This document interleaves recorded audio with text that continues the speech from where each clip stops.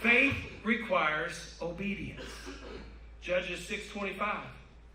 It says, that night the Lord said to Gideon, take the second bull from your father's herd, the one that is 7 years old. There isn't a significance in that. That was the best bull that his dad had. Now remember that. They had been preparing this bull for a sacrifice. It says, pull down your father's altar to Baal and cut down the Asherah pole standing next to it. Then build an altar to the Lord your God here on this hilltop sanctuary, laying the stones carefully. Sacrifice the bull as a burnt offering on the altar, using as fuel the wood from the Asherah pole. That was another pagan god right there. So Gideon took 10 of his servants and did as the Lord commanded, but he did it at night because he was afraid of the other members of his family's household and the people of the town. Before saving an entire nation, God told him, you got to get your house in order. He said, I'm about to do big, big things in your life, but you have to get your house in order, and you have to tear down the idols that are at home. God commanded Gideon to disinfect his house before he would ever deliver anything to him. Me and my wife cleaned the house together.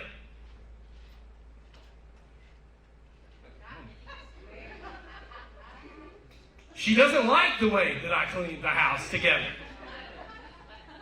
I've told you before, I could clean for an hour, and if I leave a piece of lint somewhere, she's sure to find that lint. Come on, you ladies out there like that?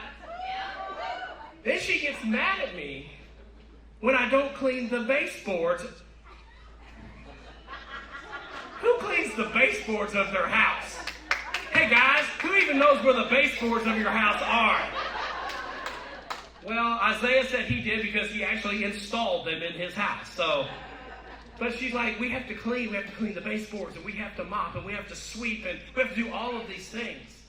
But seriously, what idols need to be turned down in your home? What idols are there? And you may be saying, idols? I don't have any idols in my home. Idols are anything that you put before God. Idols are anything that diverts your devotion away from God. Who watches too much TV? So I'm glad I'm not the only one. How many of us spend so much time on technology too? Come on.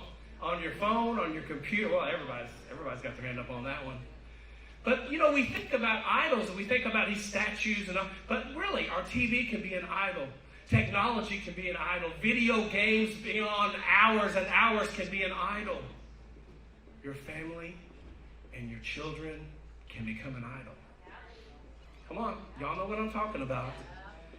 Image and success can also become an idol to you. You want to keep up with the Joneses? Can I tell you one thing? I didn't mean to call out the Joneses over here. Got 17 rows of them over here. But you want to keep up with the Joneses, and you want that image, and you want that success that you think they have, but you may not know that the Joneses may be miserable. Our Joneses are not miserable. They're awesome.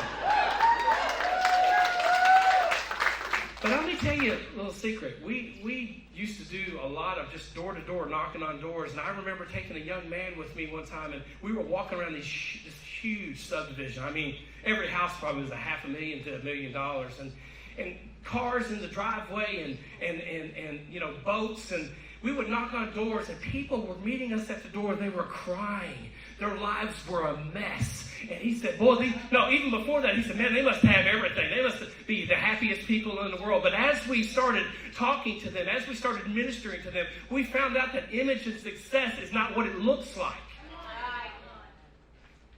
Don't keep up with the Joneses. But if the Joneses are good people, keep up with them. We can't fully walk in the power and the purpose that he has for us until we tear down the idols in our own lives. So what we got to do when we tear them down, then we have to step out in obedience. God didn't tell him to do this by night. He did it because he was fearful. But here's the thing. He did it anyway. Anybody remember the 1980s Nike Just Do It? Top 5 logo of the last century. Just do it. Let me tell you what you do when God tells you to do it. Sometimes you just have to do it.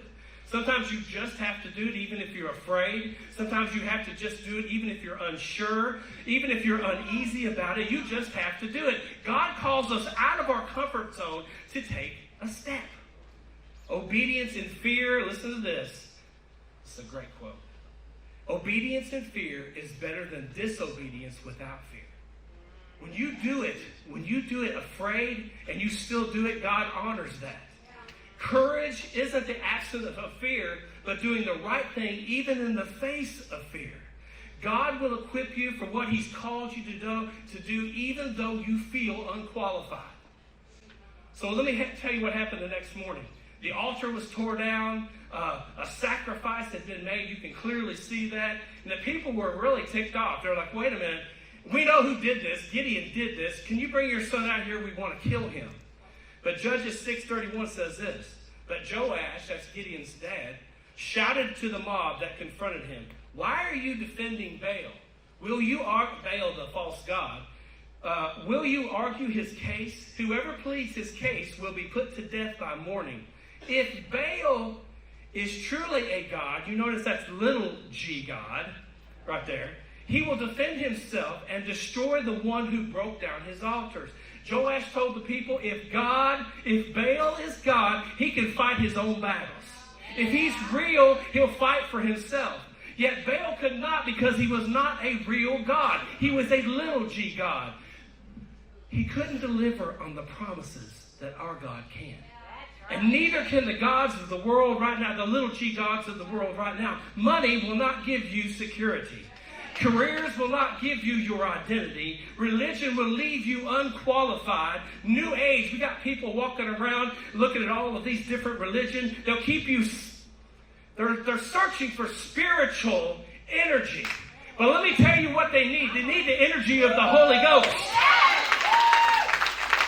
You're not going to find what you're looking for in religion. You're going to find it in relationship with Jesus Christ.